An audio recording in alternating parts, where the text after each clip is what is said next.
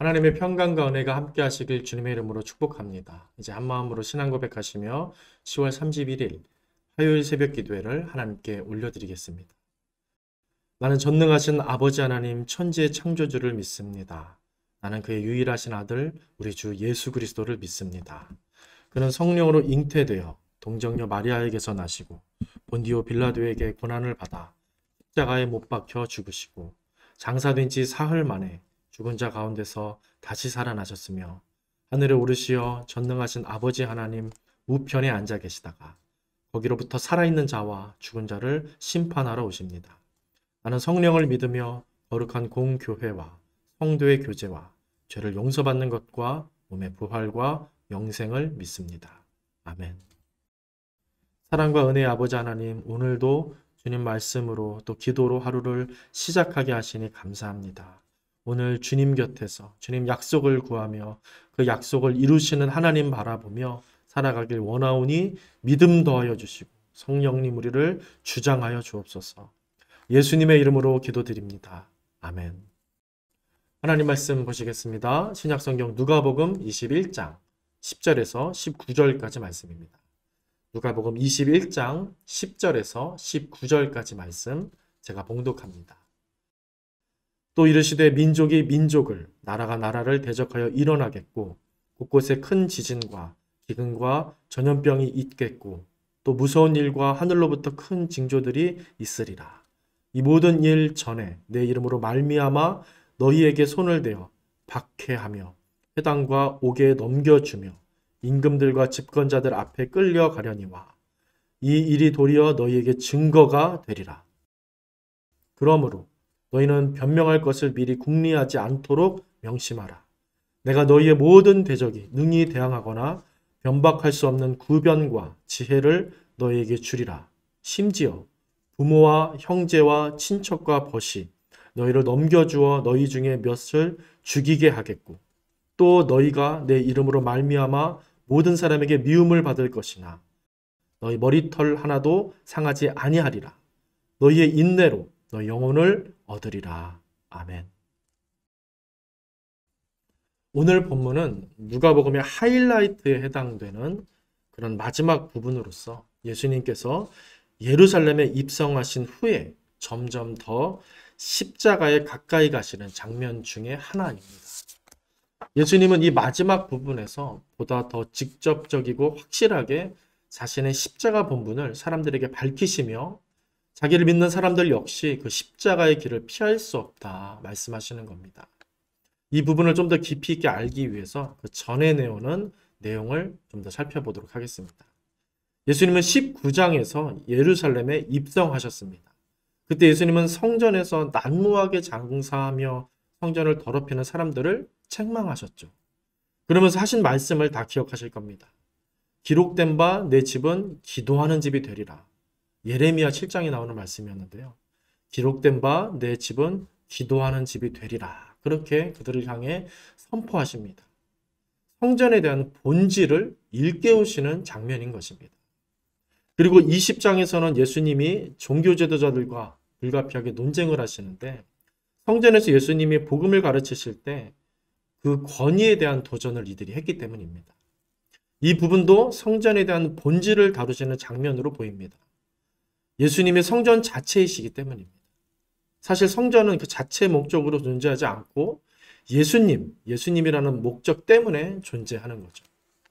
그리고 이제 오늘 본문이 있는 21장에 와서는 성전이 무너질 것을 말씀하시는데 그때 일어나게 될 징조로서 핍박과 환난에 대해서 예언을 하시죠. 오늘 본문이 바로 성전 멸망의 징조로서 일어날 핍박과 환난에 대한 예언 말씀인 것입니다. 본문을 보시면 민족과 나라가 서로 대적한다고 곳곳에 천재지변과 전염병이 나고 권력자들에 대한 박해가 있을 거다 말씀하십니다. 이것이 예루살렘이 포위되고 멸망하기 전에 일어날 일이라는 것입니다. 그런데 13절 보니까 이 일이 도리어 증거가 될 거다 이 말씀을 하십니다. 이 일이 증거가 될 거라고 하십니다. 그러면서 계속 보니까 이 모든 일에 대한 예비책을 예수님이 직접 주시겠다라고까지 하시는데요. 그들이 대응할 수 없는 그 세상 권력자들, 세력들, 박해자들이 대항할 수 없는 구변과 지혜를 주신다고 합니다. 계속 본문을 마저 살펴보시면 심지어 가족들과 친구들에게까지 배신당하는 일이 있을 거고 고통을 겪는 일이 일어나며 모든 사람들에게 미움받게 될 거다라고 말씀을 하시는데요. 마지막에 보니까 예수님은 뭐라고 하십니까? 이런 상황에서도 믿음의 사람들은 머리털 하나 상하지 않게 지켜주실 거라고 하시고요. 그 인내로 영혼을 얻을 것이다. 구원을 얻을 것이다. 그렇게 말씀을 오늘 본문으로서는 마치시게 됩니다.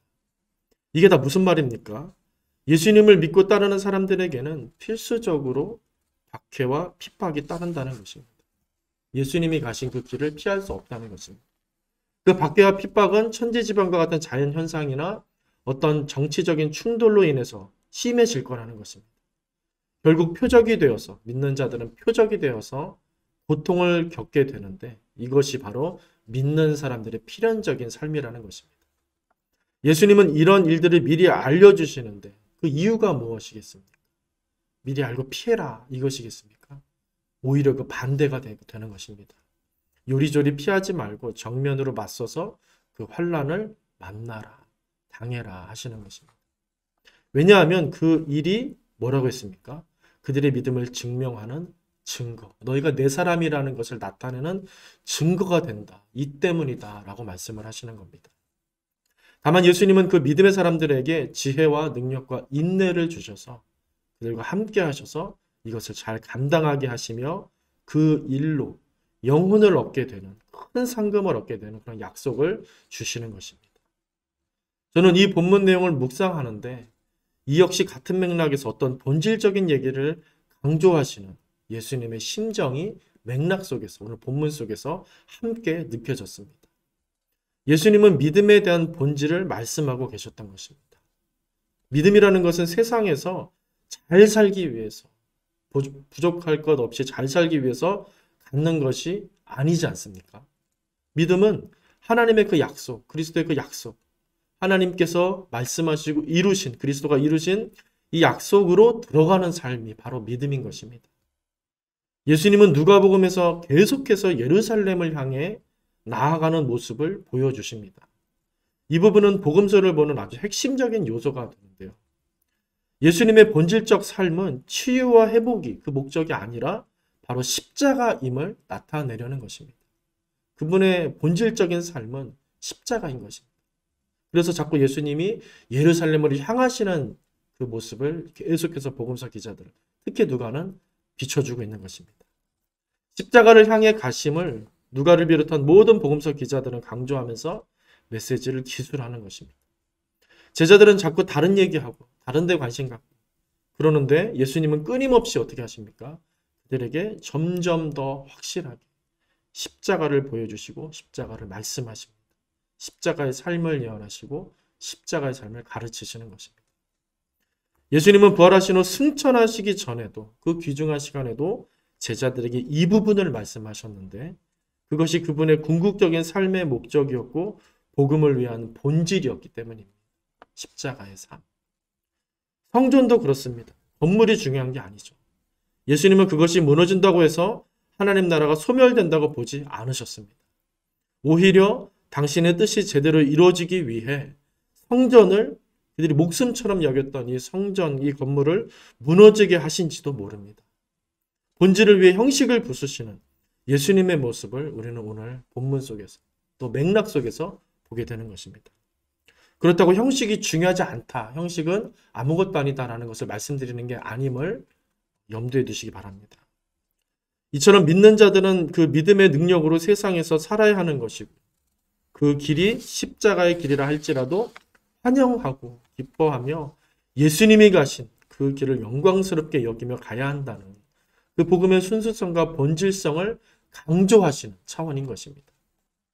하지만 그 길은 예수님이 부활과 영광으로 나아가셨듯이 세상과 비교할 수 없는 영광을 얻는 길이다. 이것을 빼놓지 않고 약속하고 계시고요. 그 박해와 핍박과 미움을 피하지 말고 인내로서 갈 때에 그 약속으로 들어가는 삶, 그 진짜 믿음의 삶을 살아갈 때 내가 너희와 함께하며 너희가 영광을 나와 함께 누리게 될 것이다. 이것까지도 소망으로 말씀해 주고 계신 것입니다. 전 세계적으로 보면 이런 일들이 있기도 하고 우리 삶 속에서도 믿음으로 산다는 것이 때때로 어떻습니까? 손해와 불이익과 불편함을 감수해야 하는 그런 상황들 물론 있습니다. 그렇다고 오늘 우리가 핍박을 염려하거나 박해를 두려워할 정도로 우리에게 이런 직접적인 순환들이 있지는 않습니다. 하지만 오늘을 사는 우리 역시 보다 본질적인 부분을 생각해야 함은 동일하다는 것입니다. 우리의 신앙이 결코 눈에 보이는 세상적인 어떤 결과물이나 외형이 있지 않으며 경건은 겉으로 보이지 않는, 겉으로 보이는 것과는 상관없다는 그런 본질적인 부분을 말씀하고 계심을 우리는 기억해야 한다는 것입니다.